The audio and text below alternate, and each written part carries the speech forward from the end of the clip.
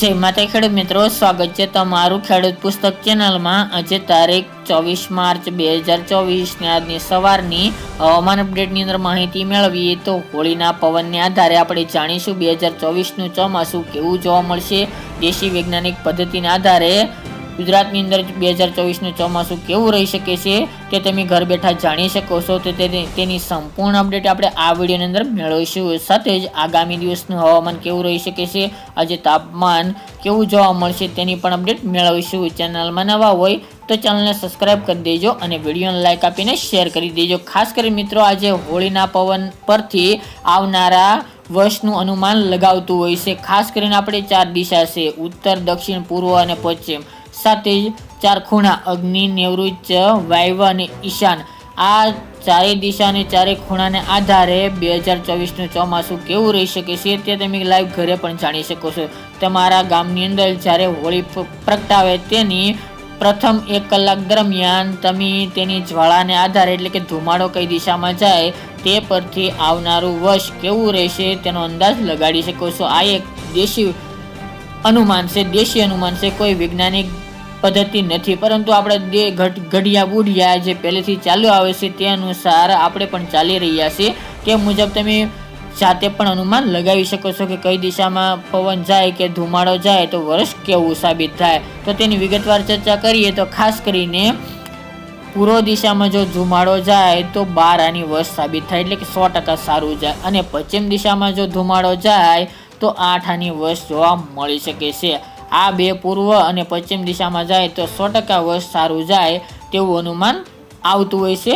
તે ઉપરાંત વાત કરીએ તો ઉત્તર દિશામાં જો ધુમાડો જાય તો વરસાદ સારો પડે છે, સાથે ધન અને ધાન્ય સારા પાકે છે। દક્ષિણ દિશા ઉપર ધુમાડો જાય તો વરસાદમાં અછત જોવા મળે, ઓછો વરસાદ પડે અને તીડની પણ શક્યતા રહેતી હોય છે। તો આ થઈ ચારેય દિશાની વાત। હવે વાત કરીએ ચારેય ખૂણાની, જેમની અંદર ઉત્તર અને પૂર્વ દિશાની વચ્ચેનો ખૂણો ઈશાન દિશામાં જાય જો ધુમાડો તો 16 આની 100% વર્ષ થઈ શકે છે।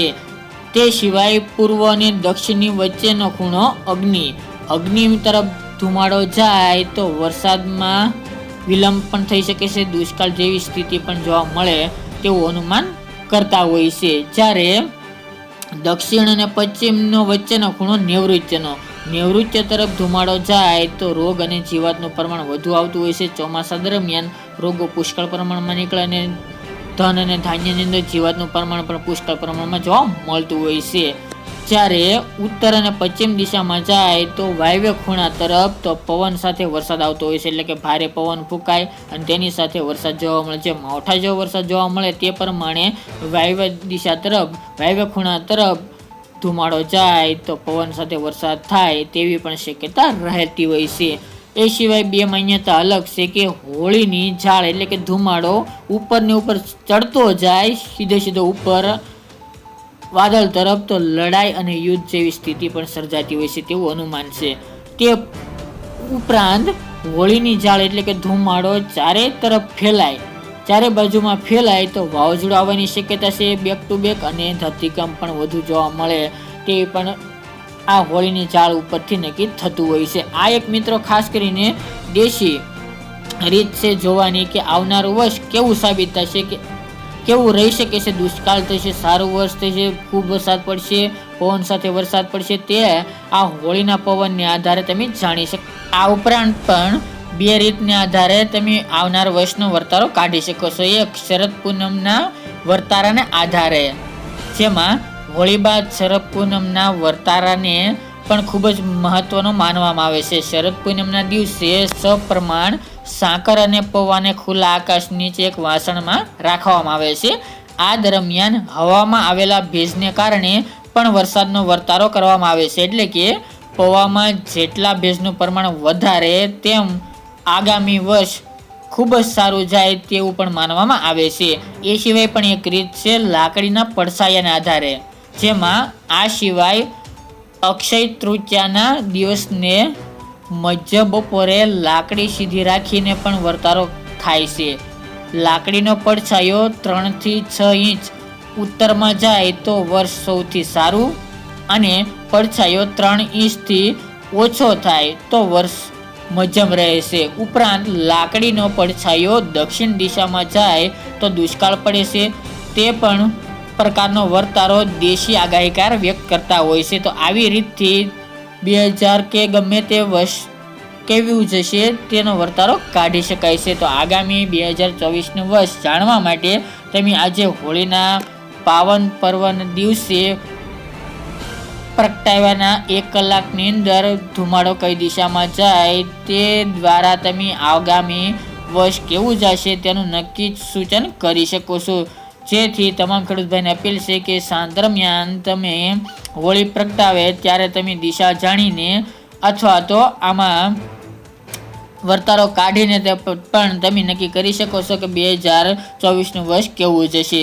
તે સિવાય મિત્રો વાત કરવા જઈએ તો હવામાનની આગામી દિવસમાં ગુજરાતનું હવામાન સાવ સૂકું રહેવાની સંભાવના દેખાઈ રહી છે. ગુજરાતની અંદર હાલ કસરૂપી વાદળો જોવા મળી રહ્યા છે, પરંતુ હવે જે કસરૂપી વાદળો જોવા મળશે તેને હાલ ચોમાસાના આગાહી તરીકે ન લેવી, કારણ કે હવે સામાન્ય વાદળો જે કસરૂપી વાદળો થતા હતા તે હોળીના દિવસ સુધી જ ગણાતા હતા.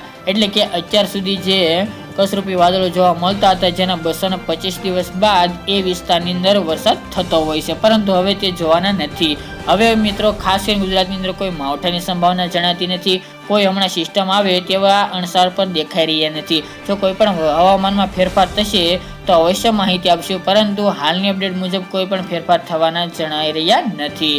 તે ઉપરાંત વાત કરીએ તો તાપમાનની, ખાસ કરીને 2 દિવસ દરમિયાન ગુજરાતનું તાપમાન 40 ડિગ્રી તો અમુક વિસ્તારની અંદર 40 પણ પ્લસ તાપમાન નોંધાયું હતું, પરંતુ હાલ 2 દિવસ હવે 25 તારીખ સુધી કાલનો દિવસ હોળીના ધૂળેટીના દિવસ દરમિયાન 2 દિવસ તાપમાન થોડું 1-1.5 ડિગ્રી નીચું જોવા મળશે, પરંતુ બફારો અને ગરમી બપોર દરમિયાન અવશ્ય જોવા મળી શકે છે. ત્યારબાદ ભયંકર તાપમાનમાં વધારો થાય તેવું અનુમાન છે.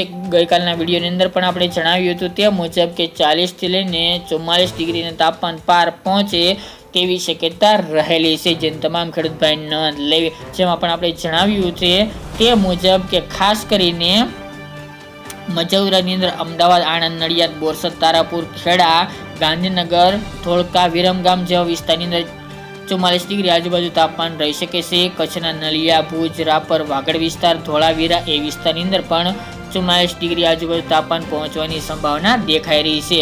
સૌરાષ્ટ્રના વિસ્તારની વાત કરીએ તો જેમની અંદર સુરેન્દ્રનગર જિલ્લો, બોટાદ, અમરેલી, જુનાગઢ, રાજકોટ એટલા વિસ્તારની અંદર તાપમાનનો પારો 44 ડિગ્રી આજુબાજુ પહોંચે તેવી શક્યતા રહેલી છે. જ્યારે અન્ય વિસ્તારો જેમાં ઉત્તર ગુજરાતની વાત કરીએ તો મહેસાણા, ખેડબ્રહ્મા, ઈડર, રાધનપુર, ભાંભર, થરાદ અને ડીસા એટલા વિસ્તારની અંદર પણ 40થી 43 ડિગ્રી આજુબાજુ તો કોઈક જગ્યાએ 44 ડિગ્રી પણ તાપમાન પહોંચે તેવું અનુમાન હાલની અપડેટ મુજબ જાણવા મળી રહ્યું છે. તે સિવાય વાત કરીએ તો સૌરાષ્ટ્રના અન્ય વિસ્તાર, પૂર્વ ગુજરાત અને દક્ષિણ ગુજરાતની અંદર તાપમાન 40થી લઈને 42 ડિગ્રી સરેરાશ જોવા મળે તેવી શક્યતા રહેલી હતી. તો મિત્રો આ રીતે ગુજરાતનું તાપમાન ફરીવાર ઉચકાશે અને હીટવેવનો રાઉન્ડ જોવા મળે તેવી શક્યતા રહેલી છે, જેની તમામ ખેડૂત ભાઈ નોંધ લેવી. તો મિત્રો આ ત્યારની વહેલી સવારની અપડેટ ફરી એક નવા વિડીયો સાથે મળીશું. આજ માટે આટલું જ.